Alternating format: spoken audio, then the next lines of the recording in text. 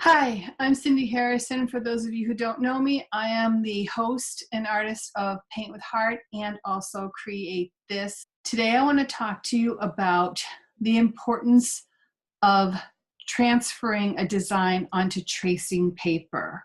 A lot of people like to cut this step out. They think they can just go right directly from their line drawing to their surface and they'll be okay, but sometimes it just doesn't work that way. So why use tracing paper? Why have to do this extra step? Because you need to familiarize yourself with the line drawing. And it's proven that repetition helps the memory, right? You are familiarizing not only your eyes, but your hands with the movement of the design or the elements of the design. And it gives you a better overall experience when you do that to your memory. That you will then, when you transfer it onto your surface, you're less likely to miss elements because your brain has already gone through that pattern once by putting it on the tracing paper. Follow me?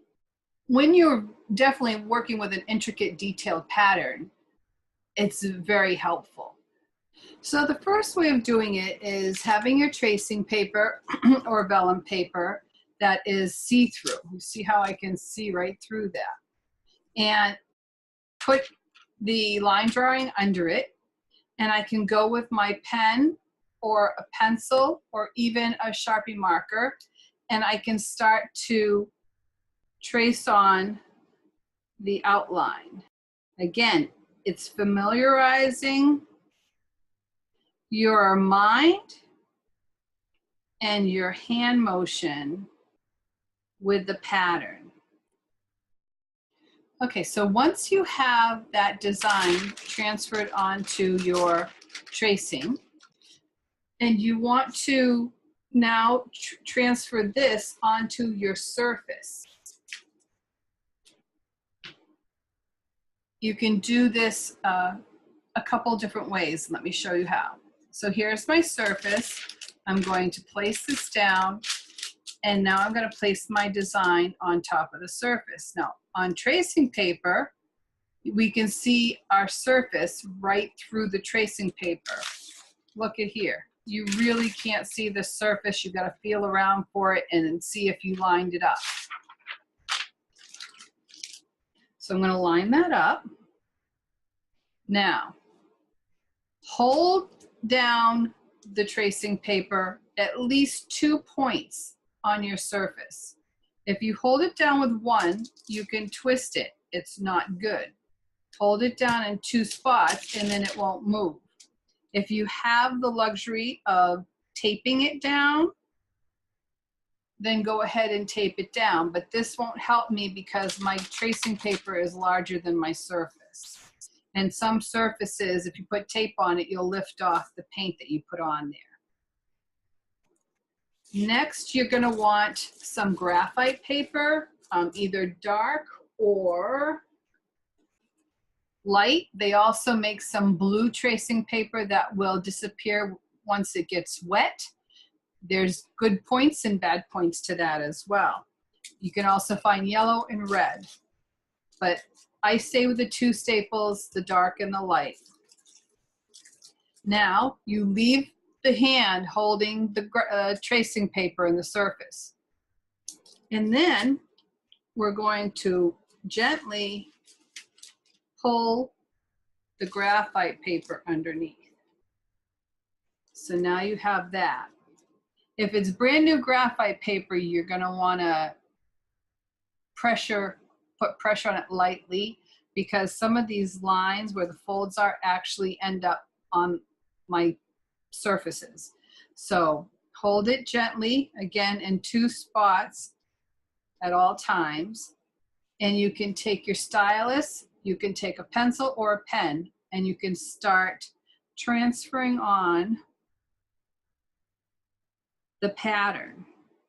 I'm right-handed, so I start from the upper left and work my way down. If ever you're not sure, did I do that line or not, continue to hold in 2 points here, but lift up and see where you're at. Now, if you don't have tracing paper and it's a design that is not very intricate, then there's another way to transfer the design. That would be to take your line drawing, like so, and then with a light box or through a window where you know where your line drawing is, go with your graphite pencil. This was the way we transferred on designs eons ago, it would seem. But you transfer on that like that, turn it over.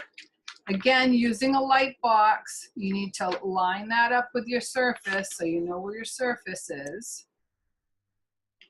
So I'm using the lights, overhead lights, to see the design, the map through the design.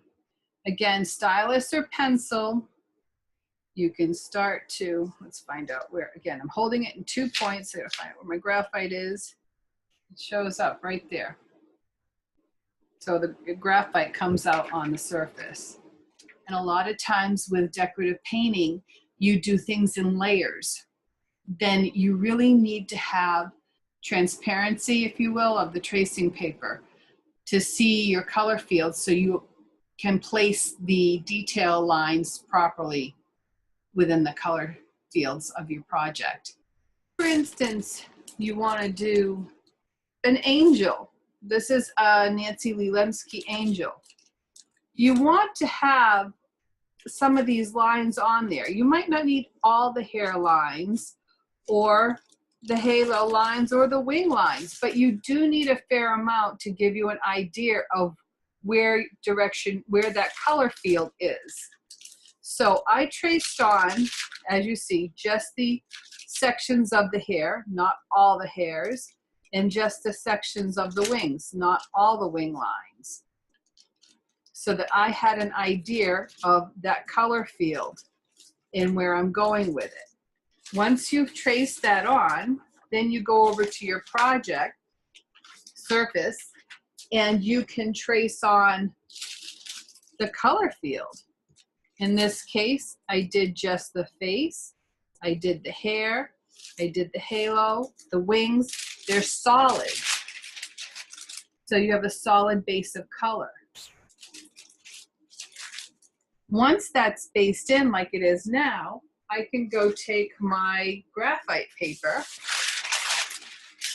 put this over top, just as I did with the face. If I was using the hard copy as my tracing, I can't see through this. So there'd be no way I could tell where the color field is in order to put the proper placement on the details. So I'll place that on there, again, holding it at 2 points, lifting up, sliding under, and then I can start tracing on the segments. Now, when it goes into, touches another color field, you don't need to place those lines on. Only when you're separating the same color from itself. Before I remove my hands, and I'm going to lift up and make sure I've got all the lines I need. So now I can lift it off and know that I've transferred all the lines that I need.